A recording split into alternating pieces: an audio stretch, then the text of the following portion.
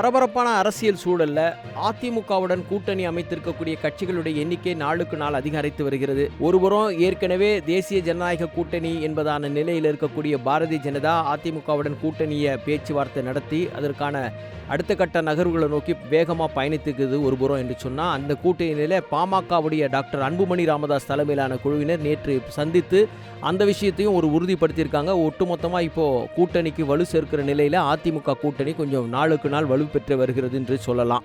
இது ஒருபுறம் இருக்கிற நிலையில் தலைநகர் டெல்லிக்கு சென்றிருக்காரு அதிமுகவுடைய பொதுச் செயலாளரும் முன்னாள் எதிர்க்கட்சி தலைவருமான எடப்பாடி பழனிசாமி. ஏன்னா அவரை தலைநகர் டெல்லிக்கு அழைத்திருக்காங்க பாஜகவுடைய நிர்வாகிகள் என்றதான செய்தி இருக்கிறது. ஆனாலும் கூட மத்திய அமைச்சர் அமித்ஷாவை எடப்பாடி பழனிசாமி இன்றைக்கு சந்திக்க இருக்கிறாரு அப்படின்ற செய்தி இருக்கிறது. ஒருவேளை சென்னை வந்திருக்கும் போது 2 முறையும் அவரை சந்திப்பதற்கான வாய்ப்புகள் இல்லாமல் போய்விட்டது என்ற கேள்வி ஒருபுறம் இருந்திருக்கிற நிலையில் சென்னை வந்த அமித்ஷாவை இபிஎஸ் நேரடியாக சந்திக்காம வேலுமணி போன்ற மூத்த அமைச்சர்களை மட்டும் வச்சு சந்திக்க வச்சு பேச்சுவார்த்தை நடத்தப்பட்ட நிலையில் இப்போ தலைநகருக்கு திடீர்னு ஏன் பயணம் மேற்கொண்டிருக்கிறாரு, இந்த பயணத்தில் வேற ஏதாவது சில அழுத்தங்கள் இருக்கா அப்படின்ற மாதிரியான கேள்விகளும் அரசியல் நோக்கர்களாக கேட்க துவங்கி இருக்கிறாங்க. இந்த நிலையில தான் இன்றைக்கு அமித்ஷா அவர்களை எடப்பாடி பழனிசாமி நேரில் சந்தித்து பேச்சுவார்த்தை நடத்துகிறார். இந்த பேச்சுவார்த்தையின் மூலமாக தமிழகத்தில் கூட்டணிகளை நாங்கள் தான் உறுதிப்படுத்துவோம் என்பதை ஏற்கனவே எடப்பாடி பழனிசாமி அதிமுகவுடைய பொதுக்குழு செயற்குழு கூட்டத்தில் தீர்மானம் மூலமாக வலியுறுத்தியதனுடைய விளைவாக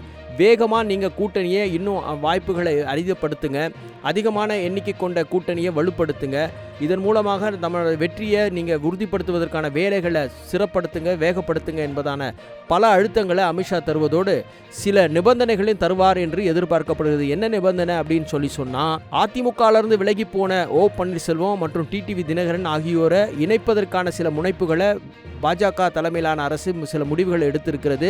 பாஜக தலைமையிலான கூட்டணியில் சில முடிவுகளை எடுத்திருக்கிற இந்த நிலையில் இதற்கு என்ன நடவடிக்கை அடுத்த கட்டமாக செய்ய போகிறாங்க அப்படின்றத பார்க்கும் விதமாக சில பேச்சுவார்த்தையில் முக்கிய முடிவுகள் எடுக்கப்படும் என எதிர்பார்க்கப்படுகிறது.